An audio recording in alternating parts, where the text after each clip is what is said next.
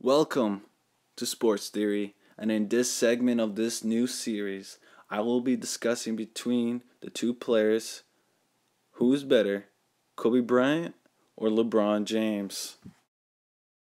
To start off this video, I will start on Kobe Bryant, but without discussing about his high school achievements, but rather, what has Kobe Bryant done in the NBA? In Kobe's first 3 seasons, Kobe wasn't looked at as this angel from the heavens that was going to bring a franchise to the playoffs immediately. In this case, the reason why is because the Lakers obtained Shaquille O'Neal from the Orlando Magic. During his rookie season, Kobe Bryant mostly came off the bench due to Nick Van Exel and Eddie Jones. After his rookie season, his minutes began to grow, as well as production. In his second season, he averaged 15.4 points per game in 26 minutes. And in his third season, he averaged 19.9 points per game, shooting the ball 46% with 39 minutes in action. During the three peat seasons, Kobe Bryant averaged 22.5, 28.5, and 25.2 points per game, playing second fiddle to Shaq, who averaged 29.7, 28.7, 27.2 during the three peat seasons. In the playoffs, where they got the job done, Kobe averaged altogether 25.4 points, 5.9 rebounds, and 5.1 assists. Erase the mindset that Kobe Bryant is a one-dimensional player. Please. Now, most people will say Kobe could have never obtained those championships without Shaq. And I do agree with you. However, do you think Shaq could have gotten those championships by himself? Shaq has always said that him and Kobe are the best 1-2 punch in the NBA history, so clearly Shaq needed Kobe. Between 04 and 07, Kobe didn't have Shaq, had playoff disappointments. However, he did set records.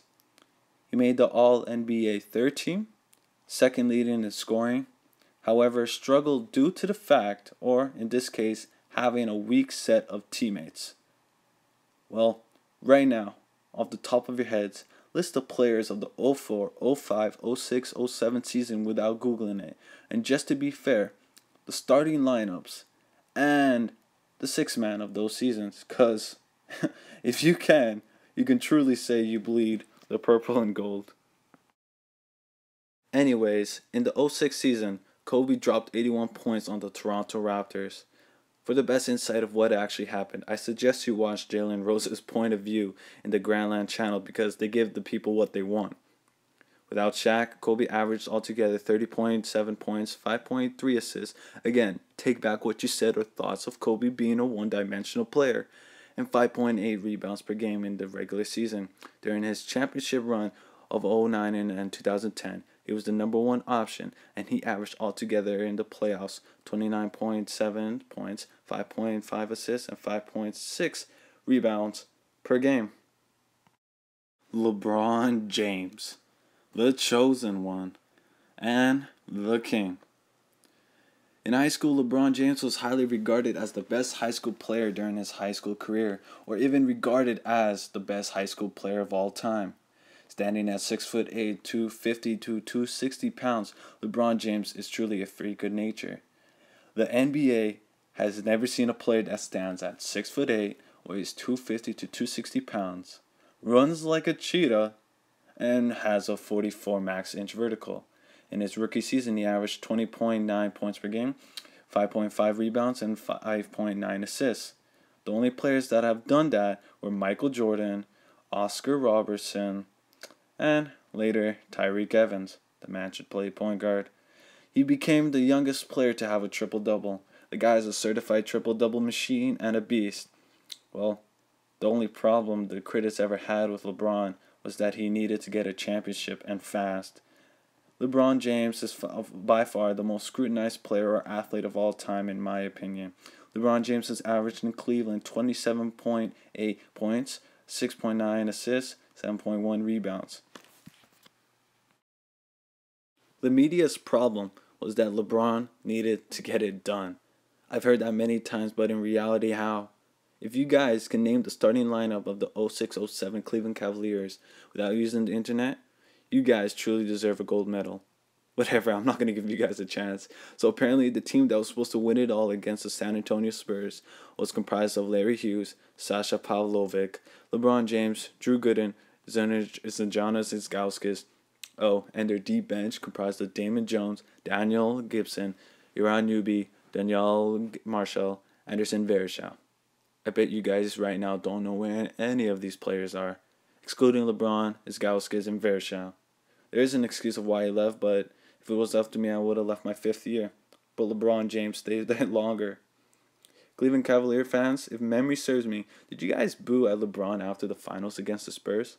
If so, shame on you. If not, good job with sticking LeBron after the finals against the Spurs. Anyways, during his two-peat championship venture, LeBron averaged altogether 27 points, 6.8 assists, and 8 rebounds.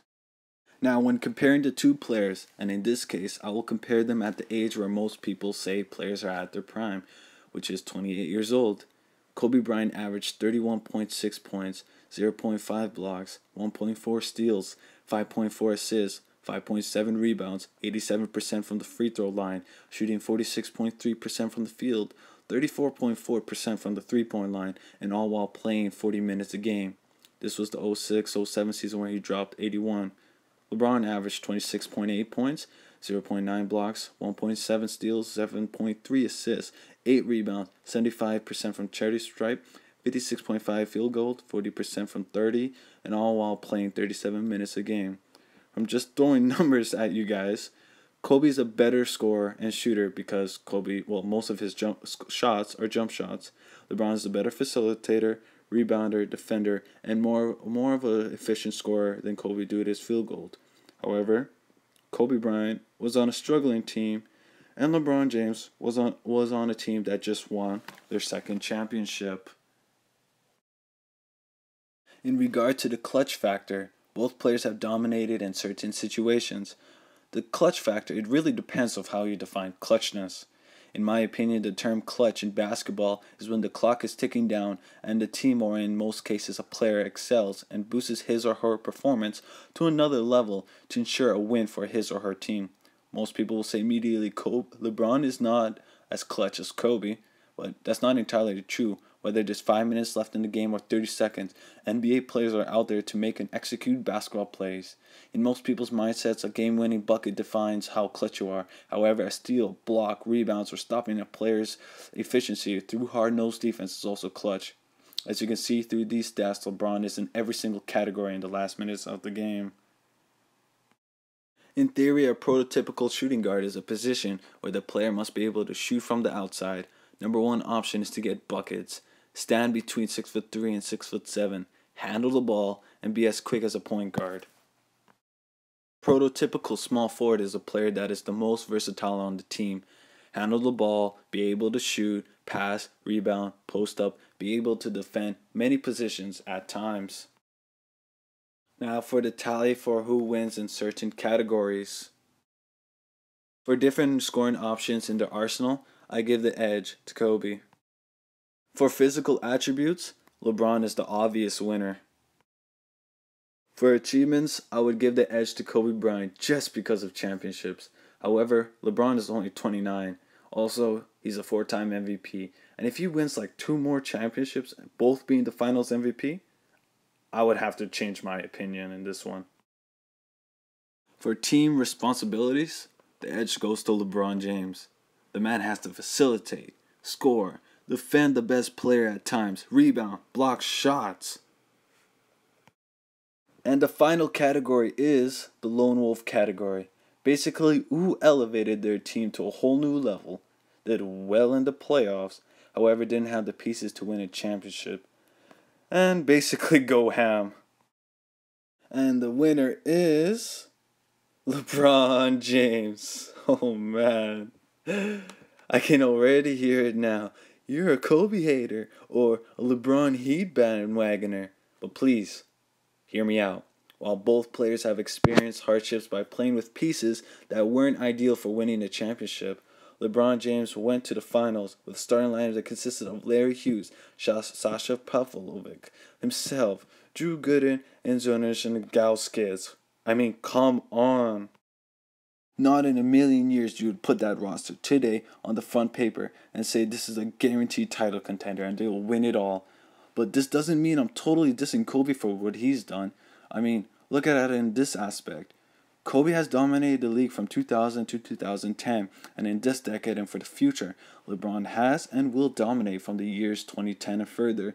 And for those guys who are still bickering about the segment, remember, it's just a sports theory. And thank you guys for watching. And this concludes the segment of sports theory. I would really appreciate if you guys were to hit on that like button and subscribe and leave a comment. And if you guys had a choice, should I talk about a timeline whether Kobe and Shaq were to stay together, or a timeline where LeBron James were to stay in Cleveland instead of going to the Miami Heat?